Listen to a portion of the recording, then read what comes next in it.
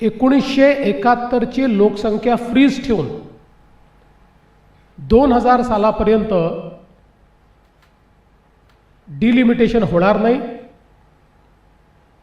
आणि या संदर्भात 2002 साली जेव्हा डिलिमिटेशन कमिशन तयार झालं त्याही वेळी विशेषतः जे दक्षिणेतली राज्य आहेत त्यांच्यावर अन्याय होऊ नये, महाराष्ट्रही त्यातलं एक राज्य आहे की ज्यांनी पॉप्युलेशन कंट्रोल केला, त्यांच्यावर अन्याय होऊ नये म्हणून 2002 साली माननीय अटल बिहारी वाजपेयीजी यांनी पुन्हा त्याला 20 वर्षाची वाढ दिली आणि 71च्याच लोकसंख्येवर 2002 साली डिलिमिटेशन केल्यामुळे राज्याअंतर्गत डिलिमिटेशन झालं. देशाच्या एकूण जागा ज्या आहेत त्यात कुठलाही बदल झाला नाही. परंतु 2023 साली ज्यावेळी महिला आरक्षणाकरता संविधान संशोधन झालं त्यावेळी त्या संविधान संशोधनाच्या माध्यमातून सेन्सस आणि डिलिमिटेशन या दोन्ही पूर्ण करून त्या ठिकाणी हे विधेयक लागू करण्यात येईल असं संविधान संशोधन झालं. याचा अर्थ परवा जी विधेयकं आली ती काही अचानक आलेली विधेयकं नाहीत. 2023च्या संविधान संशोधनाप्रमाणे ती विधेयकं त्या ठिकाणी आलीत. आता यात अंतर काय होतं? अंतर एवढंच होतं की त्यावेळी असं वाटत होतं की सेन्सस हे पूर्ण होऊन जाईल, परंतु कोविडमुळे सेन्सस हे 2027 पर्यंत पूर्ण होईल. आणि मागचा अनुभव पाहता 2002ला सुरू झालेली डिलिमिटेशनची ॲक्टिव्हिटी 2008 साली संपली.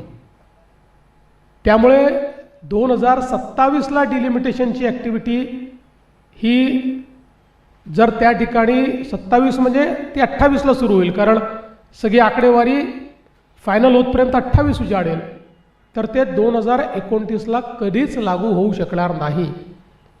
आणि म्हणूनच संसदेने जो निर्णय 2023ला घेतला होता त्या निर्णयाच्या अनुरूप या ठिकाणी डिलिमिटेशन करायचं आणि ते 2011च्या सेन्ससनी करायचं, म्हणजे कुठल्याही परिस्थितीमध्ये 2029ला महिला आरक्षण विधेयक हे लागू होईल आणि पहिल्यांदा संसदेत महिला निवडून येतील अशा पद्धतीनं शुद्ध भावनेने याची रचना करण्यात आली होती. दुसरं,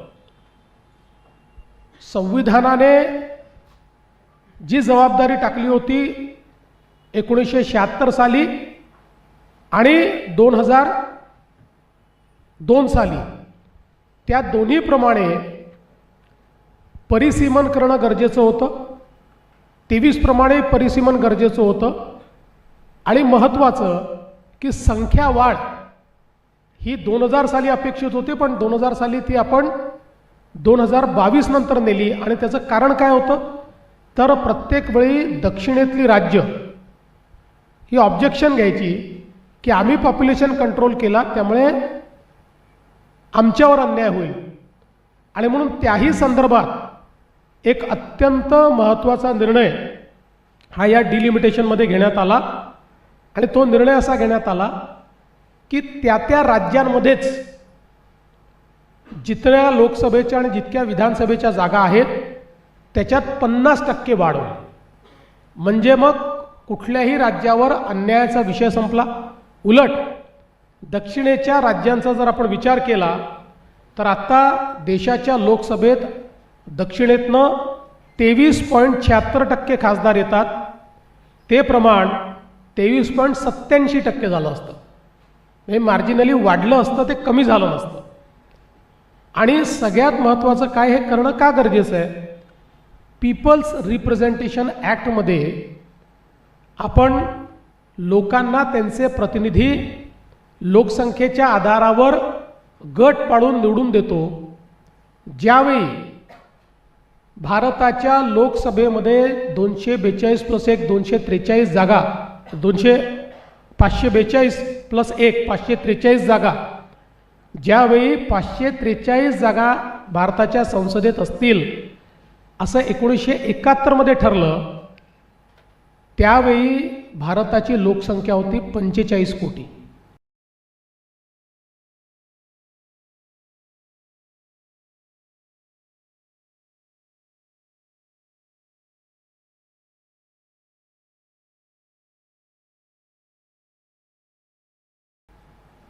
आणि आज भारताची आणि म्हणून अतिशय विन विन फॉर्म्युला आपण काढला. सगळ्यांचं मत होतं जागा वाढल्या पाहिजेत, पण नॉर्थ साऊथ डिवाइड होईल. नॉर्थ साऊथ डिवाइड ही पूर्णपणे त्या ठिकाणी मोदीजींनी अवॉइड केली. सगळ्यांना समान संधी दिली आणि लेवल प्लेइंग फील्डवर आणून अशा पद्धतीचा निर्णय हा मोदीजींनी घेतला होता. ज्या लोकांनी याला समर्थन दिलं की डिलिमिटेशन हे सेन्सस नंतर होईल, डिलिमिटेशन हे कशा पद्धती महिला आरक्षण विधेयक हे डिलिमिटेशन आणि सेन्सस प्रमाणे लागू होईल, त्याच लोकांनी हे लक्षात आल्याबरोबर की आता एनडीएकडे 2/3 मेजॉरिटी नाही आहे, सरड्यासारखा रंग बदलला, आपले खरे दात बाहेर काढले आणि या विधेयकाच्या विरोधात मतदान केल्यामुळे विधेयकाच्या बाजूने 298 आणि विरोधात 231 मतं पडली. आणि जर 2/3 मेजॉरिटीचा विचार केला तर 352 मतांची आवश्यकता होती. त्यामुळे मेजॉरिटी मिळाली पण 2/3 मेजॉरिटी मिळाली नाही आणि हे विधेयक या ठिकाणी मंजूर होऊ शकलेलं नाही. याचा परिणाम काय आहे? याचा परिणाम असा आहे की लोकशाहीमध्ये महिलांच्या सहभागितेचा मृत्यू झालेला आहे, त्याची हत्या झालेली आहे आणि त्याचे हत्यारे हे सगळे विरोधी पक्ष आहेत की ज्यांनी या सर्व आमच्या नारी शक्तीचा मोठा अपमान केला आहे. विशेषतः जगातल्या अनेक लोकशाहीमध्ये ज्यावेळी मोठ्या प्रमाणात महिलांची सहभागिता वाढते, त्याचवेळी भारतामध्ये मात्र ती वाढू नये असा प्रयत्न करणं, विधानसभा आणि लोकसभांनी स्थानिक स्वराज्य संस्थेमध्ये आरक्षण लागू करायचं आणि त्यांच्याकडे आरक्षण लागू करायची वेळ आली की पुरुषी मानसिकता, रिग्रेसिव्ह मानसिकता ही समोर आणत दरवेळी ते हाणून पाडायचं. यावेळेसही त्यांनी ते हाणून पाडलेलं आहे. यांना महिलांना आरक्षण द्यायचंच नाही आहे, कसंही करून त्यांना विरोध करायचा आहे. आणि याचा दुसरा परिणाम काय झाला? केवळ महिला नाही तर ज्यावेळी या जागा वाढल्या असत्या त्यावेळी अनुसूचित जाती आणि अनुसूचित जमातीच्या जागा देखील वाढल्या असत्या. त्याही जागा हे विधेयक नामंजूर झाल्यामुळे आमच्या अनुसूचित जाती अनुसूचित जमातीच्या जागा आणि प्लस अनुसूचित जाती अनुसूचित जमातीच्या महिलांच्या जागा याच्यावर देखील एक मोठी कुऱ्हाड या लोकांनी घातलेली आहे. आपण विचार केला तर अगदी संसदेचा विचार केला तर आज आपल्या संसदेत 73 महिला आहेत, त्याच्याऐवजी 273 महिला या आपल्या संसदेमध्ये गेल्या असत्या. पण निश्चितपणे हे जे काही काम यांनी केलेलं आहे हे अत्यंत चुकीचं आहे आणि ही नेहमीच काँग्रेस आणि त्यांच्या साथीदारांची ही नेहमीच प्रवृत्ती राहिलेली आहे. आपण बघितलं तर सातत्याने यांनी महिलाविरोधी धोरणं घेतली.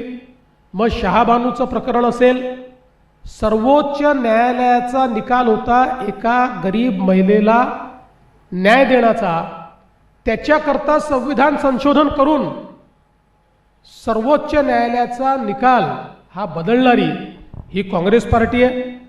आणि खऱ्या अर्थानं जर आपण बघितलं तर मोठ्या प्रमाणात या ठिकाणी जे काही हे कार्य त्यांनी केलेलं आहे आणि आपण बघितलं असेल सरकारची तयारी किती होती. ते म्हणतात विरोधकांना सोबत घेतलं नाही